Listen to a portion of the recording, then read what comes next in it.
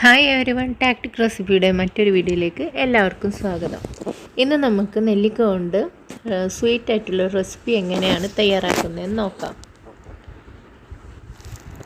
ആദ്യം തന്നെ നമുക്ക് വേണ്ടത് നെല്ലിക്ക കഴുകി വൃത്തിയാക്കി സ്റ്റീം ചെയ്തെടുക്കുകയാണ്.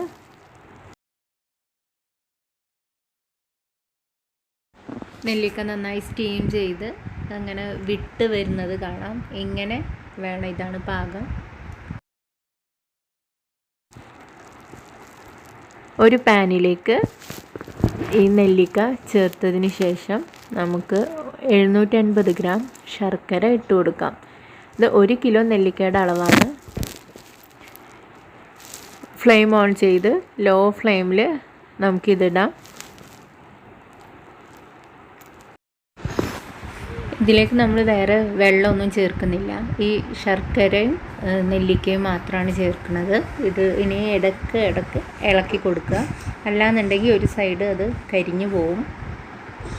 ലോ ടു മീഡിയം ഫ്ലെയിമാണ് വേണ്ടത്. ഫുൾ ഫ്ലെയിമിലിട്ടിട്ട് ഇത് ഒരിക്കലും ചെയ്യരുത്. പെട്ടെന്ന് ഇത് തയ്യാറാക്കാൻ കഴിയില്ല, കുറച്ച് സമയം എടുക്കും. ശർക്കര അലിഞ്ഞു തുടങ്ങിയിട്ടുണ്ട്, നെല്ലിക്കയിലേക്ക് പിടിക്കുന്നുണ്ട്. ഇങ്ങനെ ഇടയ്ക്ക് ഇളക്കി കൊടുക്കാം. അപ്പോൾ ഇത് ഏകദേശം ആയിട്ടുണ്ട്. ഇത് കുറച്ച് സമയം എടുക്കുന്ന പ്രോസസ്സാണ്. ഇങ്ങനെ ഇളക്കി ശർക്കര ഒരു നൂൽപ്പരുവം ആണ് അതിൻ്റെ പാകം. അങ്ങനെ ആവുമ്പോൾ നമുക്കിതിലേക്ക് കുറച്ച് ഉപ്പ് ചേർത്ത് കൊടുക്കാം. അതുപോലെ തന്നെ ഒരു നാരങ്ങയുടെ നീര് ചേർക്കാം.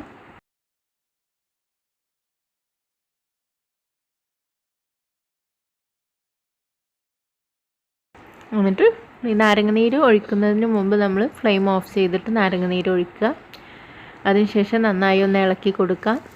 ചൂടാറിയതിന് ശേഷം ഒരു നല്ലൊരു ഗ്ലാസ് കണ്ടെയ്നറിലേക്ക് ഇത് മാറ്റാം. ഇത് കുട്ടികൾക്കും മുതിർന്നവർക്കൊക്കെ ഒരുപോലെ ഇഷ്ടമാവുന്ന ഒരു റെസിപ്പിയാണ്. എല്ലാവരും ട്രൈ ചെയ്യുക. എന്നിട്ട് കമൻറ്റ് ബോക്സിൽ അഭിപ്രായങ്ങൾ അറിയിക്കുക.